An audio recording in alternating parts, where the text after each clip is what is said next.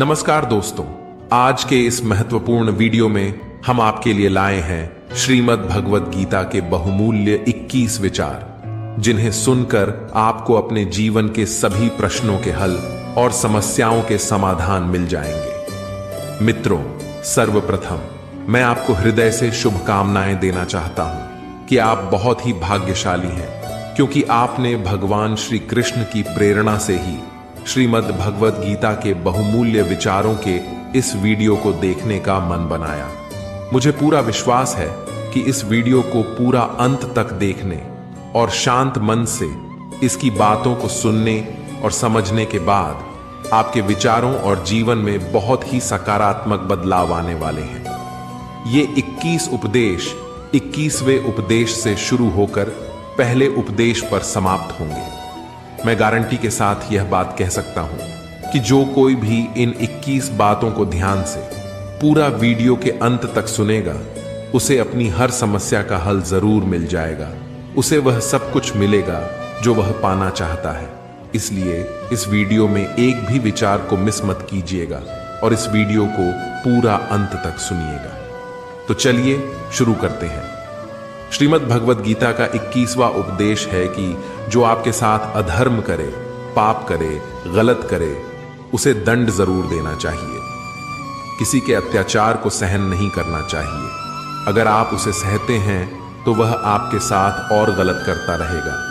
अगर आप उसे सहते हैं तो उसके पाप में आप भी भागीदार हो जाएंगे। महाभारत का युद्ध शुरू होने से पहले अर्जुन श्री कृष्ण से कहने लगे कि जिनसे मैं युद्ध करने ने जा रहा हूं, ये सब मेरे भाई हैं, मेरे गुरुजन हैं। मैं इनके सामने कैसे हथियार उठाऊं, इनको कैसे मारूं? तब भगवान श्री कृष्ण ने अर्जुन से कहा कि जिन्हें तुम अपना मान रहे हो वे सभी अधर्मी हैं, वे पाप के पक्ष में खड़े हैं। और अगर तुम इनका वध नहीं करोगे, इनसे युद्ध नहीं करोगे, तो समाज में और भी पाप बढ़ जाएंगे। क्योंकि जब कोई ऐसे पापियों को नहीं रोकता है तो ये और भी ज्यादा पाप करते हैं। ऐसे ही जब आपके साथ कोई गलत करता है, आपको चोट पहुंचाता है, दुख पहुंचाता है, और वही आप चुपचाप रहते हैं, तो उससे सामने वाले का मनोबल और बढ़ जाता है। वह आपको कमजोर समझने लगता है और आपके साथ गलत करने का वह अपना हक समझने लगता है। लेकिन जब आप उसके गलत व्यवहार को, उसके अधर्म को रोक लेते हैं, उसका विरोध करते हैं, तब वह अपनी सीमा में रहना सीख जाता है। और ये कलयुग है। अगर इस जमाने में आपको खुश रहना है तो आपको अपनी रक्षा खुद ही करनी होगी। कोई आपके साथ गलत करे तो उसको कभी नहीं सहना चाहिए, बल्कि उसका सामना करना चाहिए। श्रीमद् भगवद गीता का 20वां उपदेश है कि मनुष्य को हमेशा अपने कर्म पर ध्यान लगाना चाहिए, ना कि इस बात पर कि लोग क्या कहेंगे या लोग क्या सोचेंगे। क्योंकि जब हम इस बात की परवाह करते हैं कि लोग क्या सोचेंगे, तब हम अपना कार्य ठीक से नहीं कर पाते। एक बार एक फल वाला बाजार में बैठकर फल बेच रहा था। उसने अपने पीछे एक बोर्ड लगाया हुआ था जिस पर उसने चौक से लिख रखा था कि यहां ताजे फल बेचे जाते हैं। एक ग्राहक ने उससे कहा, हमें मालूम है तुम यहां बैठे हो, वहां नहीं, इस लाइन में से, इस पंक्ति में से यहां मिटा दो। फल वाले ने शब्द मिटा दिया और अब बचा ताजे फल बेचे जाते हैं। एक दूसरा ग्राहक बोला, हम जानते हैं तुम ताजे फल बेचते हो, कोई सड़े हुए तो नहीं बेचते, इसलिए इस वाक्य से ताजे मिटा दो। फल वाले ने ताजे भी मिटा दिया और बोर्ड पर बचा कि फल बेचे जाते हैं। अब तीसरा ग्राहक आया और कहने लगा कि हमें दिख रहा है कि तुम फल ही बेच रहे हो, इसे लिखने की क्या जरूरत है, इसमें से फल को हटाओ। फल वाले ने वैसा ही किया और अब बचा था कि यहां बेचे जाते हैं। तब एक और ग्राहक आया और उसने बोर्ड को पढ़कर फल वाले से कहा, पीछे क्या लिख रखा है? बेचे जाते हैं। हमें पता है तुम बेचने के लिए ही बैठे हो, कोई मुफ्त में थोड़ी ना बांट रहे हो, चलो मिटाओ इसे। बेचारे फल वाले ने जो बचे कुचे शब्द थे वह भी मिटा दिए और अब वह बोर्ड खाली हो गया। तब एक और व्यक्ति आया और फल वाले को बोला, पागल हो गए हो क्या? इस बोर्ड पर तुमने कुछ लिखा क्यों नहीं है? इसलिए दोस्तों, दुनिया में हर एक इंसान की अपनी एक राय होती है और इंसान दूसरों को सलाह देने में माहिर होता है।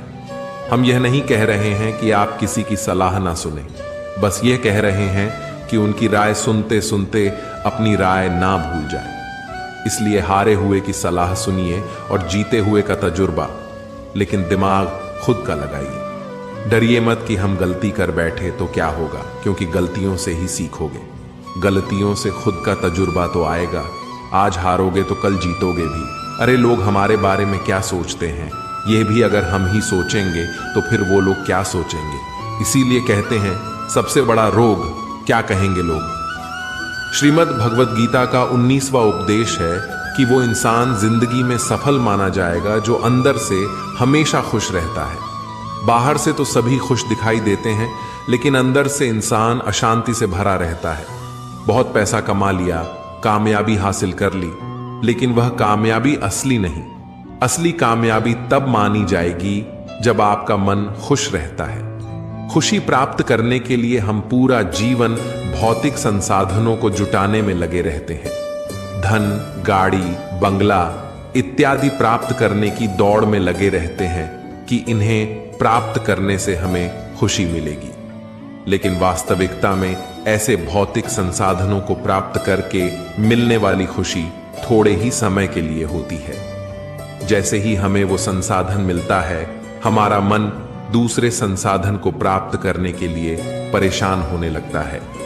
इसीलिए भगवद गीता में भगवान श्री कृष्ण कहते हैं कि मनुष्य वास्तव में खुशी तभी प्राप्त कर सकता है जब वह अपनी इच्छाओं को वश में करके और उनका त्याग करके आध्यात्मिक पथ पर आगे बढ़ता हुआ भगवत प्राप्ति के लिए प्रयास करता है, ईश्वर की भक्ति करता है।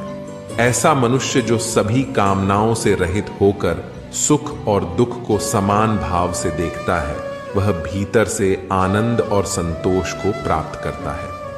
दोस्तों, इससे पहले कि हम 18वें उपदेश पर जाएं, आपसे विनती है कि अगर आप इस वीडियो से कुछ भी सीख रहे हैं तो इस वीडियो को लाइक कर दीजिए, और अगर आप इस चैनल पर पहली बार आए हैं तो चैनल को सब्सक्राइब कर लीजिए। तो फिर चलिए आगे बढ़ते हैं।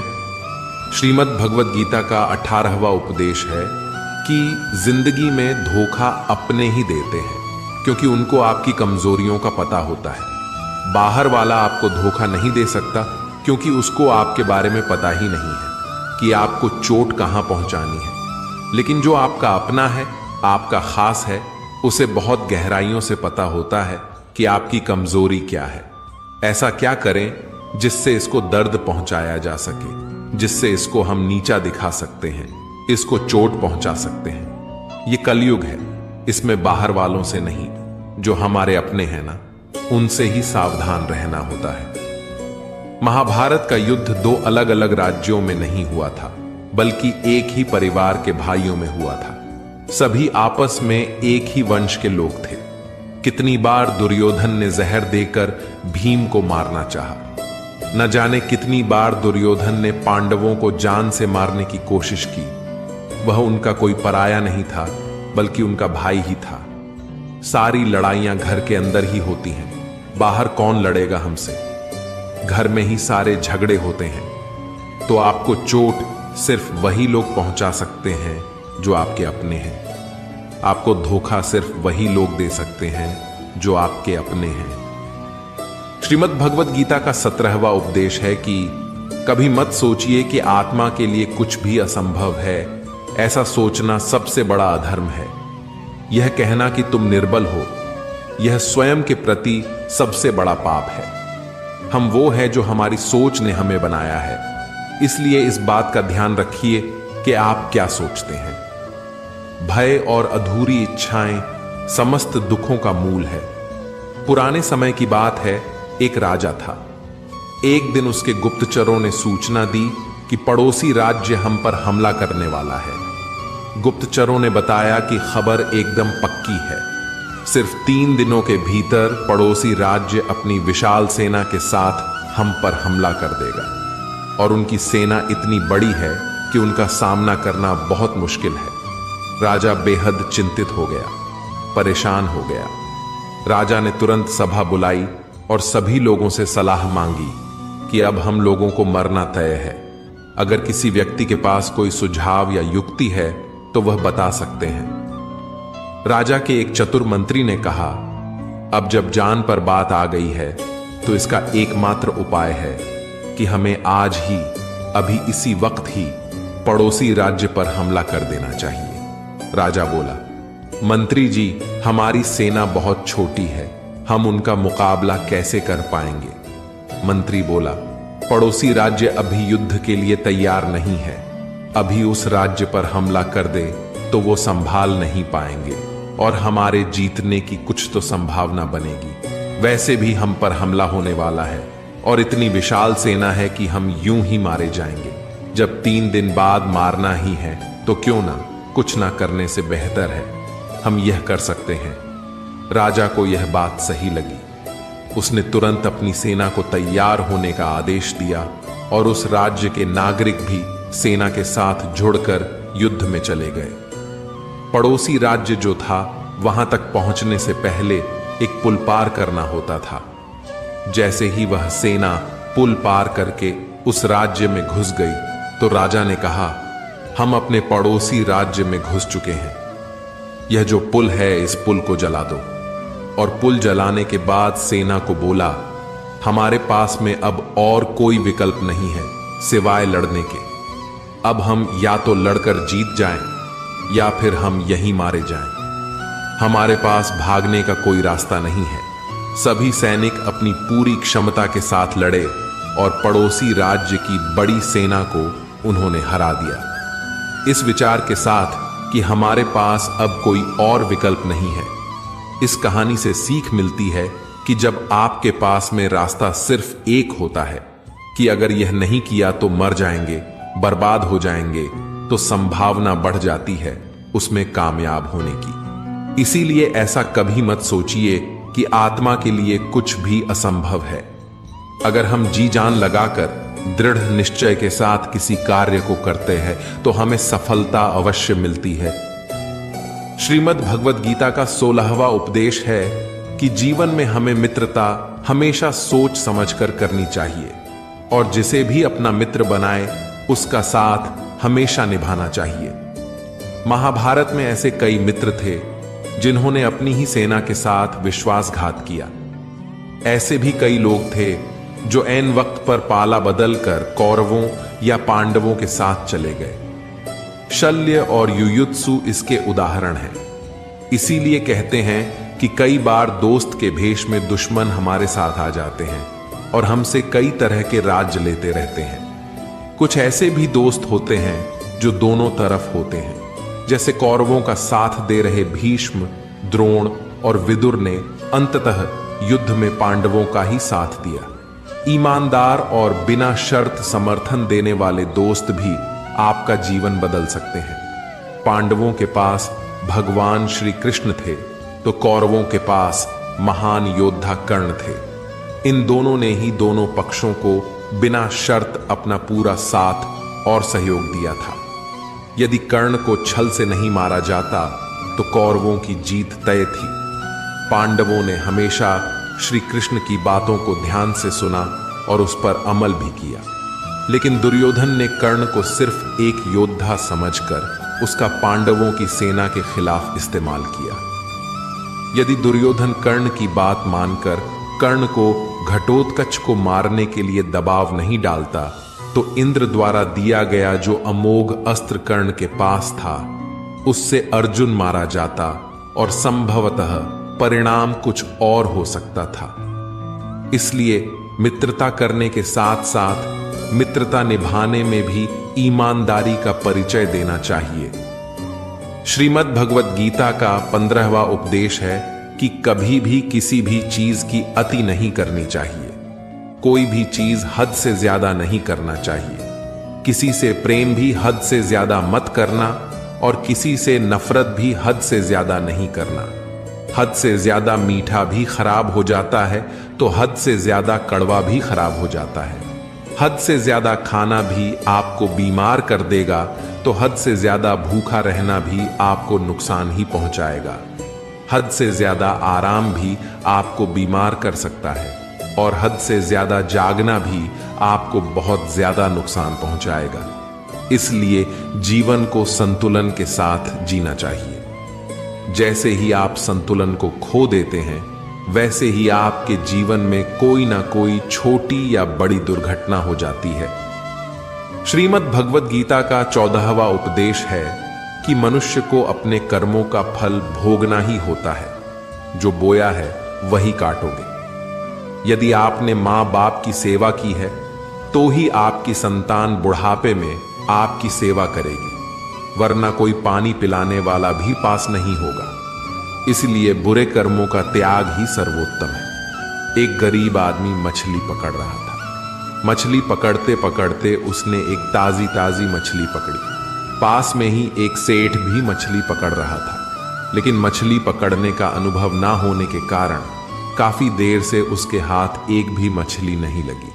सेठ ने जब देखा कि उस गरीब आदमी ने ताजी ताजी मछली पकड़ी है तो उसके मन में मछली को देखकर लालच आ गया और उसने गरीब आदमी के हाथ से मछली छीन ली। गरीब आदमी ने सेठ से कहा, यह मछली मैंने पकड़ी है, आप इसे क्यों छीन रहे हैं? सेठ ने अपनी ताकत दिखाते हुए उस गरीब आदमी से कहा, चल जा, दूसरी पकड़ लेना, यह मछली तो अब मेरी है।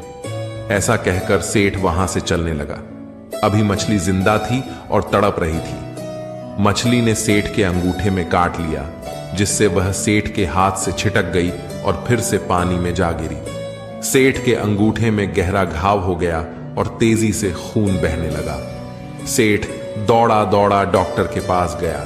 डॉक्टर ने अंगूठे पर पट्टी कर दी और बोला, 3 दिन बाद आकर दिखाना। 3 दिन के बाद सेठ दोबारा डॉक्टर के पास पहुंचा और अपना घाव दिखाया। घाव ठीक होने की बजाय और गहरा हो गया। डॉक्टर ने बोला, अब इस अंगूठे को काटना पड़ेगा, अगर नहीं काटा तो हाथ खराब हो जाएगा।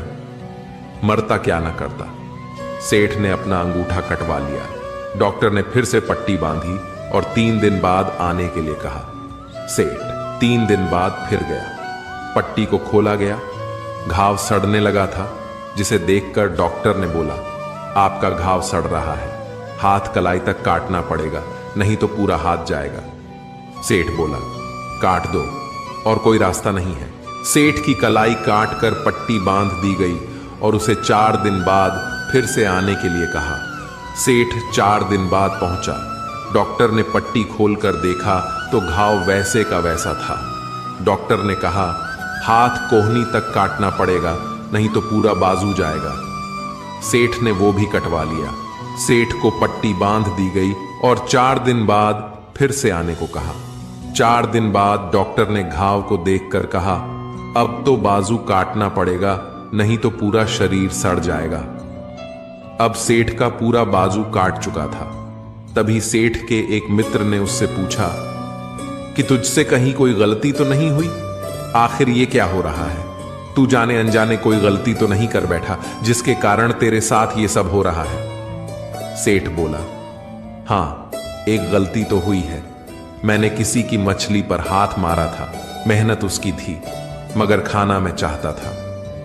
मित्र ने जैसे ही सुना, उसने सेठ से कहा, जरूर ये उस मछली वाले आदमी की वजह से ही हो रहा है। तू जल्दी से जा और उसे ढूंढ, उसके सामने नाक रगड़ और माफी मांग। सेठ दौड़ा और उस गरीब आदमी को ढूंढा। उसके पैरों में गिर गया और उससे पूछा, ये तूने क्या किया? क्या तुझे कोई तंत्र मंत्र की विद्या आती है? तूने क्या किया मेरे साथ? कोई श्राप दिया, कोई बद्दुआ दी? तूने क्या कहा? गरीब आदमी हाथ जोड़कर बोला, मैंने तो कुछ नहीं किया सेठ, बस ऊपर देखा और कहा, हे भगवान, इसने मुझे अपनी ताकत दिखाई है, तू इसे अपनी ताकत दिखा दे। मित्रों, हमेशा याद रखिए, बुरे कर्मों का फल भी बुरा ही होता है। कर्मों का फल हमें वैसे ही ढूंढ लेता है, जैसे कोई बछड़ा खो जाने पर सैकड़ों गायों में अपनी मां को ढूंढ लेता है। कर्म फल से कोई नहीं बच सकता। श्रीमद् भगवद गीता का 13वां उपदेश है कि हमारे रिश्तेदार ही हमसे सबसे ज्यादा जलते हैं। हमारी सफलता से सबसे ज्यादा दिक्कत हमारे रिश्तेदारों को ही होती है। बाहर वालों को कोई फर्क नहीं पड़ता कि आपकी जिंदगी में क्या हो रहा है, और जो आपके रिश्तेदार होते हैं उनकी पूरी नजर रहती है आपकी जिंदगी पर। बाहर से तो वे यही कहेंगे कि आगे बढ़ो, सफल हो जाओ, खुश रहो जिंदगी में, और जब उन्हें आप अपनी सफलता के बारे में बताएंगे, अपनी किसी कामयाबी की खबर उनको सुनाएंगे, तो उसे सुनकर उन्हें बिल्कुल भी खुशी नहीं होती। कई बार सारी दुनिया आपको पसंद करती है, आपके काम की तारीफ करती है, लेकिन आपकी कदर आपके घर में ही नहीं होती। पांडवों के हर सुख से दुर्योधन जलता था।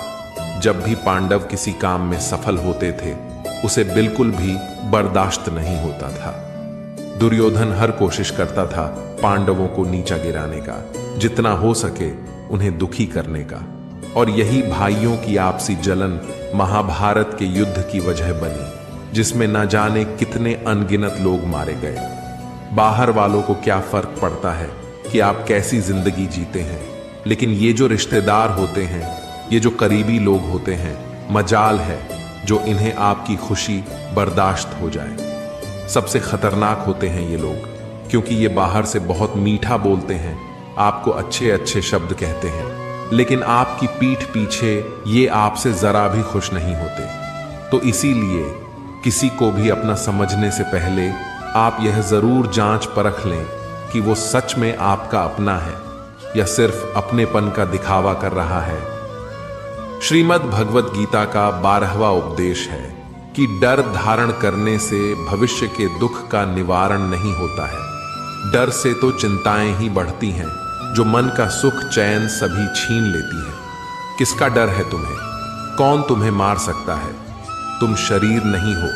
शरीर तो तुम्हारा मात्र एक साधन है अपने कर्मों को सिद्ध करने का। तुम एक आत्मा हो जो कि अमर है। अर्जुन युद्ध में अपने बंधु बांधव से लड़ना नहीं चाहते थे, लेकिन श्री कृष्ण ने समझाया कि जब किसी विवाद का हल शांतिपूर्ण तरीके से नहीं होता, तो फिर युद्ध ही एकमात्र विकल्प बच जाता है। कायर लोग युद्ध से पीछे हटते हैं। युद्ध भूमि पर पहुंचने के बाद भी अर्जुन युद्ध नहीं करना चाहता था। तब भगवान श्री कृष्ण ने उससे कहा कि ना कोई मरता है और ना कोई मारता है, सभी निमित्त मात्र है। आत्मा अजर और अमर है, इसीलिए मनुष्य को डरना नहीं चाहिए, अपितु अपने नियत कर्मों को निडरता के साथ संपन्न करना चाहिए। श्रीमद् भगवत गीता का 11वां उपदेश है कि जिसे आप सबसे ज्यादा महत्व दोगे, वही आपको कभी महत्व नहीं देंगे। आपने कभी गौर किया है कि आपका अपमान कौन लोग करते हैं? वही जिसे आप सबसे ज्यादा, हद से ज्यादा महत्व देते हैं। दूसरों की इज्जत करना अच्छी बात है, पर दूसरों की अगर बहुत ज्यादा इज्जत करेंगे तो उनकी नजर में आपकी इज्जत खत्म हो जाती है। इसलिए किसी को भी कभी भी अपना सब कुछ नहीं बनाना चाहिए कि तुम ही मेरे सब कुछ हो। जैसे ही आप किसी को अपना सब कुछ बना लेते हैं, तो आप उसके लिए कुछ भी नहीं रह जाते। इसलिए लोगों को इज्जत उतना ही देना चाहिए जितना वे हजम कर सके। हद से ज्यादा इज्जत देना आपकी ही बेइज्जती करवा सकता है। श्रीमद् भगवत गीता का 10वां उपदेश है कि आप जैसा अन्न खाओगे वैसा ही आपका मन और आपकी बुद्धि होगी। आप वैसा ही कर्म करोगे और वैसा ही आचरण करोगे। सात्विक अन्न खाओगे तो आपका मन भी सात्विक होगा। सात्विक व्यवहार भी करोगे, सोच भी आपकी अच्छी होगी। श्री कृष्ण ने भागवत गीता में सात्विक, राजसिक और तामसिक इन तीनों आहार का विस्तार से वर्णन किया है कि क्या खाना चाहिए और क्या नहीं खाना चाहिए। और इसका निचोड़ यही है कि जो मनुष्य सात्विकता से भोजन करता है, उसे जीवन में सुख और शांति अवश्य मिलते हैं। राजसिक भोजन करने से व्यवहार में क्रोध और अहंकार उत्पन्न होते हैं, जबकि तामसिक भोजन करने से व्यक्ति में काम वासना और नकारात्मकता की अधिकता आती है, जिसके फलस्वरूप जीवन में दुख, चिंता और निराशा मिलती है। अतः हमें हमारे भोजन का चयन सोच समझकर करना चाहिए। श्रीमद् भगवत गीता का 9वां उपदेश है कि आप वह मत करो जो सभी करते हैं, बल्कि वह करो जो आपके लिए सही है। श्री कृष्ण ने अर्जुन से कहा, हे अर्जुन, जो तेरे कर्तव्य है, जो तेरे लिए सही है, जो तुझे करना चाहिए वह कर। तू कभी भी वह काम मत कर जो दुनिया कर रही है। क्योंकि अर्जुन श्री कृष्ण से कहने लगा कि ऐसे भयंकर युद्ध में पड़ने से अच्छा है कि मैं सन्यासी बन जाऊं। तो श्री कृष्ण ने अर्जुन से कहा कि सन्यासी बनना तेरा कर्म नहीं है, तेरा धर्म नहीं है। तू क्षत्रिय है, तेरा कर्म और तेरा धर्म यही है कि तू अधर्म का नाश कर, धर्म की रक्षा कर और इसके लिए युद्ध कर। ऐसे ही हर इंसान का एक अलग कर्तव्य होता है, एक अलग ही मार्ग होता है। तो कभी भी उस मार्ग पर मत जाना जहां सारी भीड़ जा रही हो। कभी भी वह काम मत करो जो दुनिया करती है कि आजकल का यह ट्रेंड हो गया है, यह फैशन हो गया है, सब करते हैं इसीलिए हम भी कर रहे हैं। सारी भीड़ यही काम कर रही है इसलिए हम भी कर रहे हैं। अगर आप वह करोगे जो भीड़ कर रही है तो आप भी उसी भीड़ में कहीं खो जाओगे। लेकिन वही अगर आप वह करोगे जो आपके लिए सही है, जो आपकी प्रतिभा है, तो दुनिया की सारी भीड़ में भी आप सबसे अलग नजर आओगे। श्रीमद् भगवद गीता का 8वां उपदेश है कि आलसी इंसान कभी कुछ हासिल नहीं कर सकता। अधिकतर लोग सिर्फ योजनाएं ही बनाते रहते हैं कि मुझे बड़ा घर चाहिए, मुझे बड़ी गाड़ी चाहिए, मैं दुनिया घूमना चाहता हूं, मुझे यह चाहिए, वह चाहिए। यह हर कोई सोच लेता है, लेकिन उस पर मेहनत करना, अपना कर्म करना वो नहीं करते। क्योंकि चाहना तो बहुत आसान है, लेकिन उसके लिए कर्म करते रहना वह बहुत मुश्किल है। हर कोई चाहता है कि मेरा शरीर फिट हो, लेकिन उसके लिए एक्सरसाइज करना जरूरी है, जो आपको ही करना होगा। जो इंसान आलसी बनकर बैठा रहता है उसे ना ही अच्छा शरीर मिलता है और ना ही अच्छा जीवन मिलता है। तो अगर जिंदगी में कुछ पाना चाहते हो तो आलस्य को अपनी जिंदगी से दूर कर दीजिए। आलस्य के चलते आपको कुछ मिलने वाला तो नहीं है, बल्कि जो आपके पास है वह भी गवा दोगे। श्रीमद् भगवद गीता का 7वां उपदेश है कि बुरा इंसान कभी अपनी बुराई नहीं छोड़ेगा, चाहे आप उसके साथ कितना भी अच्छा चलो। वह आपको तकलीफें अवश्य ही देगा, इसलिए जो जैसा है आप उसके साथ वैसा ही व्यवहार करें। बुरे इंसान के साथ आप कितना भी अच्छा बन जाओ, वह कभी अच्छा नहीं बनने वाला। दुर्योधन जंगल में पांडवों को मारने के लिए गया था, लेकिन वहां पर लोगों ने दुर्योधन को पकड़ लिया। उसका मित्र कर्ण भी उसे छोड़कर भाग गया। वे भील दुर्योधन को मार देना चाहते थे, लेकिन युधिष्ठिर अपने भाई की रक्षा करने के लिए वहां पहुंच गया और उसके जीवन की रक्षा की। लेकिन उसके बाद क्या हुआ? वह हमेशा पांडवों का नुकसान ही करता रहा। इसलिए अगर कोई इंसान बुरा है, उसके साथ आप ज्यादा अच्छा बनने की कोशिश ना करो। जो जैसा है उसके साथ वैसा ही व्यवहार करो। श्रीमद् भगवद गीता का 6वां उपदेश है कि जो मुश्किल वक्त में, जो दुख के समय में आपका साथ दे, सिर्फ वही आपका अपना है। बाकी तो अपनेपन का नाटक करने वाले बहुत से लोग होते हैं। बड़ी बड़ी बात करने वाले बहुत लोग होते हैं कि हम आपसे बहुत प्रेम करते हैं, कोई भी दुख हो, कोई भी तकलीफ हो, हमें याद कर लेना। लोग दुख उठाने की बात करते हैं, लोग आने जाने की बात करते हैं, हाथ मिलाना तो ठीक से नहीं जानते और दिल मिलाने की बात करते हैं। जब सच में आपकी जिंदगी में तकलीफ आएगी ना, तब आपको समझ में आ जाएगा कि आपका साथ देने के लिए कौन खड़ा है और कौन भाग गया। उस समय सारे लोग भाग जाते हैं, क्योंकि लोगों को पता होता है कि यह व्यक्ति हमारे पास आया तो हमसे मदद ही मांगेगा और वह हमें कुछ दे नहीं पाएगा। लोग आपसे सिर्फ तभी रिश्ता रखते हैं जब आप उन्हें कुछ दे सकते हैं और आपसे उन्हें कुछ फायदा हो सकता है। लेकिन जब लोगों को यह पता चल जाता है, यह समझ में आ जाता है कि उनको आपसे कोई फायदा नहीं होने वाला, बल्कि उनको तो आपकी मदद करनी पड़ेगी, तो वे आपको दूर से ही देखकर भाग जाते हैं। इसलिए जो आपके मुश्किल वक्त में आपके साथ खड़ा हो, सिर्फ वही आपका अपना होता है बाकी इस दुनिया में सब पराये होते हैं, क्योंकि सिर्फ अपना अपना कह देने से कोई अपना नहीं हो जाता, बल्कि अपना तो वह होता है जो दुख के समय में आपका साथ दे। श्रीमद् भगवद गीता का 5वां उपदेश है कि आप संसार से जितना प्रेम लगाओगे, जितना लगाव, जितना मोह लगाओगे, उतना ही जीवन में दुख और पीड़ा का अनुभव करोगे। आपके सारे दुखों का कारण किसी को अपना मानना है। आप कभी गौर करना, आपकी जिंदगी के सारे दुख, सारी तकलीफें, सारी चिंताएं वहीं से आते हैं जहां आपका अपनापन होता है कि यह मेरा है, यह मेरा अपना है। यहीं से आपकी जिंदगी में दुख का आना शुरू हो जाता है। जिंदगी में जब हम किसी चीज को, किसी इंसान को, किसी रिश्ते को, किसी काम को अपना मान लेते हैं, मेरा मान लेते हैं, वहीं से सारे दुखों की शुरुआत होती है, वहीं से हर तकलीफ की शुरुआत होती है।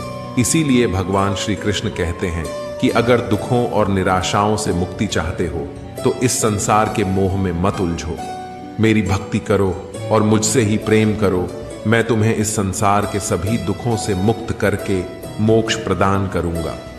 श्रीमद् भगवद गीता का 4था उपदेश है कि मनुष्य को कभी भी बदले और घृणा की भावना अपने मन में नहीं रखनी चाहिए और ना ही अपने भाग्य को कोसना चाहिए, क्योंकि इस तरह वह अपना संपूर्ण जीवन बर्बाद कर लेता है।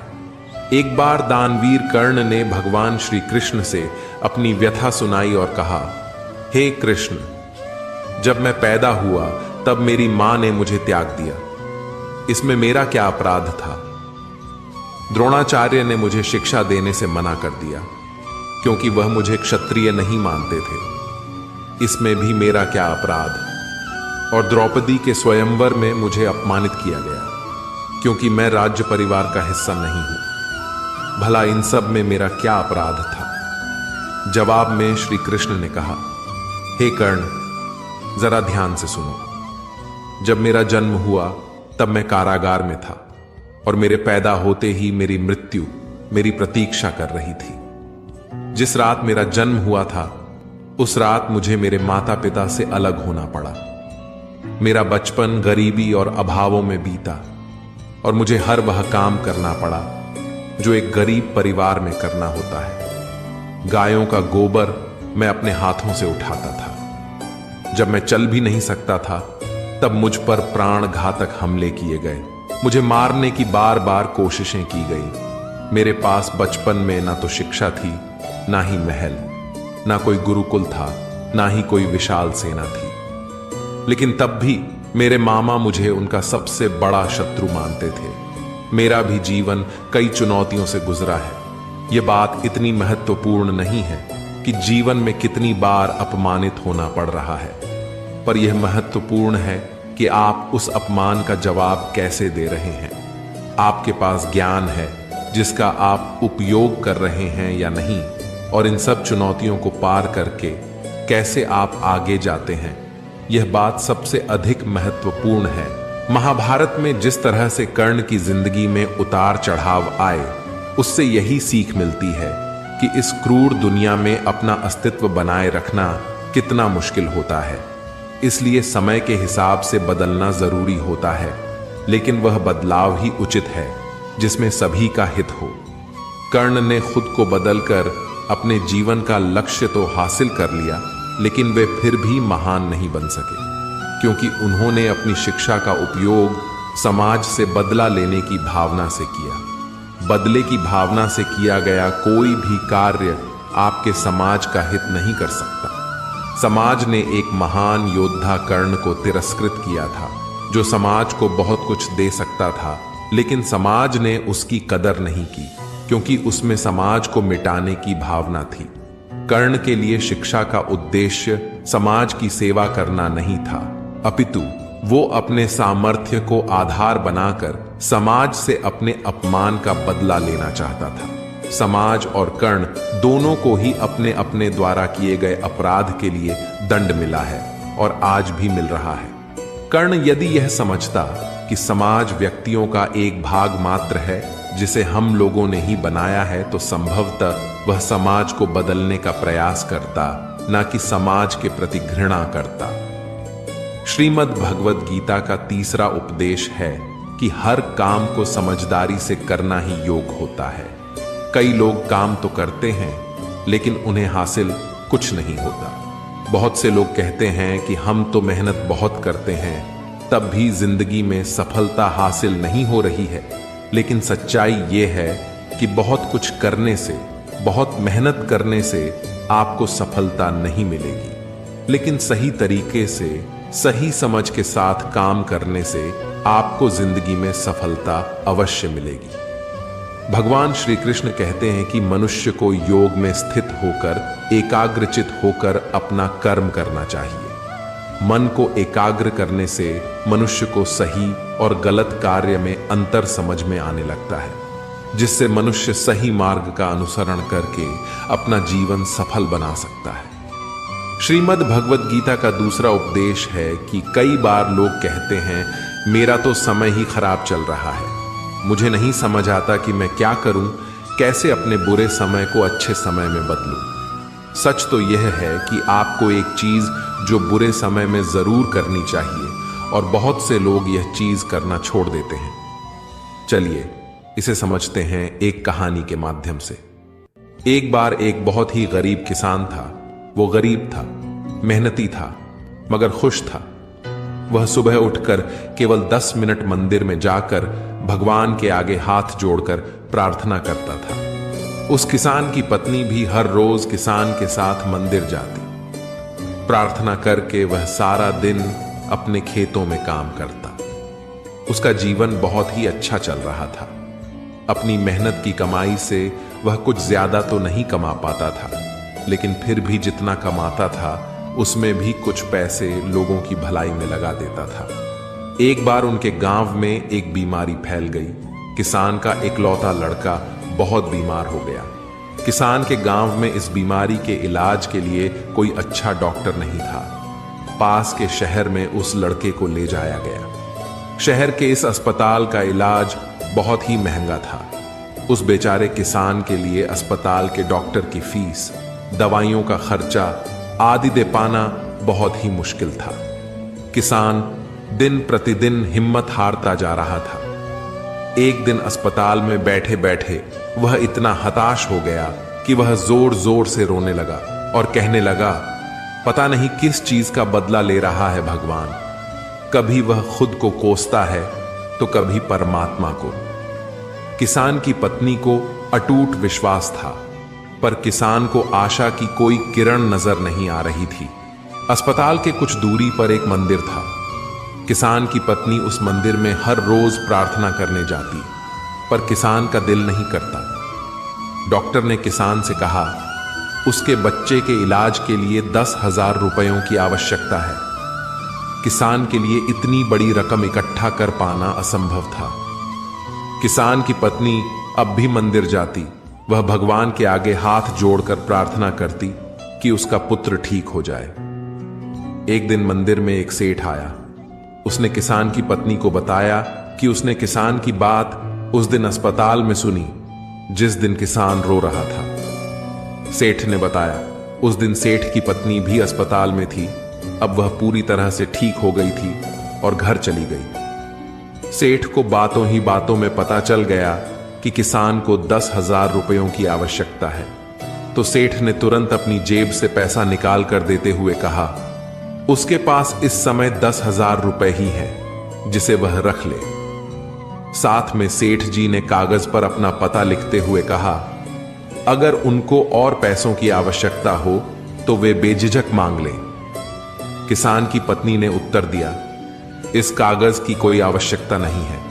वो जानती है कि ये पैसे उसको किसने भिजवाए हैं। जिसने उसे यह पैसे दिए हैं वह परमात्मा उसका हमेशा ख्याल रखेंगे। दोस्तों, इसको कहते हैं अटूट विश्वास, और यह सबसे जरूरी चीज है जिसे हम लोग अक्सर खो देते हैं। श्री कृष्ण कहते हैं, जो मेरी भक्ति में मन लगाते हैं, मेरा ध्यान करते हैं, मैं उनको वह प्रदान करता हूं जो उनके पास नहीं है, और जो उनके पास है मैं उसकी रक्षा करता हूं। इसलिए बहुत जरूरी है कि हम अपने बुरे वक्त में परमात्मा का साथ न छोड़ें। श्रीमद् भगवद गीता का पहला उपदेश है कि चाहे आप किसी की मदद करें या ना करें, लेकिन जानबूझकर कभी किसी का दिल नहीं दुखाना चाहिए, क्योंकि जब आपकी वजह से किसी का दिल दुखता है तो याद रखना आपको भी वही दर्द एक दिन जरूर मिलेगा। मित्रों, जो किसी और का है उस पर कभी अपना अधिकार नहीं जमाना चाहिए, कभी कब्जा नहीं करना चाहिए। जब शकुनी ने षड्यंत्र करके पांडवों को हस्तिनापुर से अलग करवा दिया, एक दूसरा राज्य दे दिया, जहां की भूमि भी बंजर थी, जहां और कुछ नहीं हो सकता था, लेकिन पांडवों ने उस शहर को इतना सुंदर बना दिया, इतना वैभवशाली बना दिया कि हस्तिनापुर भी उसके आगे फीका लगने लगा। और उसके वैभव को और शान को देखकर दुर्योधन अंदर ही अंदर जलने लगा। इसलिए उसने कई षड्यंत्र करके उनका वह खांडव प्रस्थ भी उनसे छीन लिया। जो चीज उनकी नहीं थी उस पर भी कब्जा किया, तो उसका आखिर में परिणाम यही हुआ कि जो चीज उनके पास थी वह भी उसके पास नहीं रही, उसे भी गंवाना पड़ गया।